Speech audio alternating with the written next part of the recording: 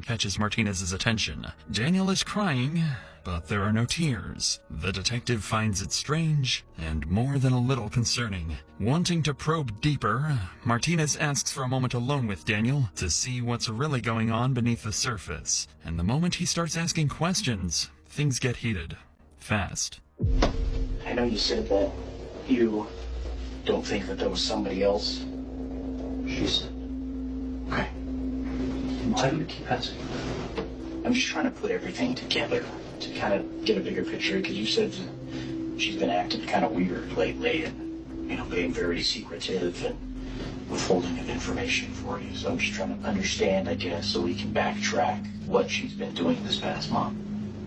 Martinez's question here is telling of what he's thinking. He's not ruling out Daniel as a possible suspect. After all, the couple were going through a separation period, and this is meant to probe whether jealousy or something else could have played a role in Crystal's death. Sensing the tension in Daniel's response, the detective decides not to press any further. But as they step out for a quick break, Daniel says something that makes it obvious he struck a nerve.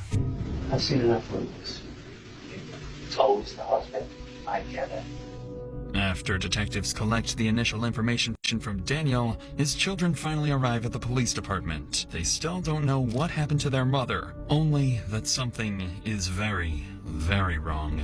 Daniel is notified of their arrival and given a choice. Should he be the one to tell them, or leave it to officers and Crystal's family? Instead of letting someone else deliver the news, Daniel insists on telling them himself. A decision that appears compassionate on the surface, but underneath, it's a way for him to control the narrative and shape how his children see him, even in a moment of tragedy.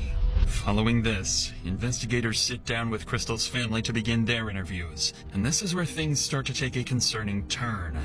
Up until now, the case seems straightforward. Crystal has a stalker, her ex-boyfriend Anthony. That stalker killed her. Find Anthony, and you find Crystal's killer. But once detectives start speaking to Crystal's parents, brother, and sister-in-law, things become far more complicated. And what they learn next will force them to reconsider everything they think they know about Crystal, her marriage, and even her stalker. So you're understanding, I guess, it's the ex-husband who's been kind of... It's not my husband, it's an ex-boyfriend. Ex-boyfriend. From when she was 18 years old. Okay, gotcha. Can you think of any, recent, has he reached out to you? Have you seen any... No, he's never contacted me. Okay. Yesterday she told me that he had messaged her again 2 days ago or so. Let her know that he was ready to come back, and so she can go ahead and off her husband now. Make it look a little like she was in on this whole deal with killing her husband, I guess. Do you think there's anything doesn't feel right, doesn't seem right, something that, I don't know, you just feel like might be important to our investigation? I don't know, I know that Christina was very concerned and worried about this guy, and I just always felt like it was there was something weird about it, but I can't put my finger on it. I feel like she had said that it was this Anthony guy, that it seemed very different than past behavior in him, that he was never sexual in the past, and that these were very hypersexual things. And so I think even at one point she was questioning whether it was actually him. I don't know if you necessarily know anything more about that, but there's also just kind of, you guys are kind of close, and just see if maybe some sort of insight on that at all. Insight on their marriage? Or just, was there issues going on? Were they having problems? Was there, kind of anything that was kind of... She had shared with me that they had separated. Okay. But were still living together a year ago. And I had asked her if she, over text, if she had, that she believed that it was Anthony. But she didn't believe, at the time that I was asking her, that it was anybody but Anthony. She was fully convinced that it was Anthony. Okay.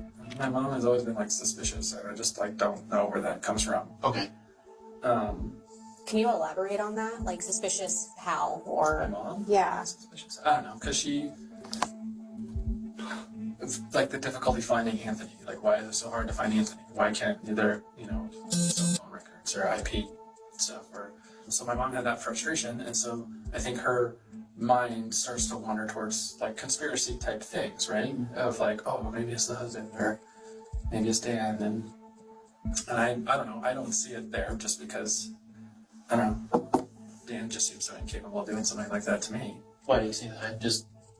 I don't know, I talked to him and I just hung out and talked for like 2 hours. And he was like very concerned about like getting his family together and talking about being vigilant but not. Crystal's brother Lars sounds skeptical of his mother's suspicions. She isn't exactly wrong, as, on the surface, it makes no sense that Anthony couldn't be tracked down for months. Lars would also go on to explain that Crystal and Daniel saw their marriage very differently. Crystal wanted out, Daniel didn't,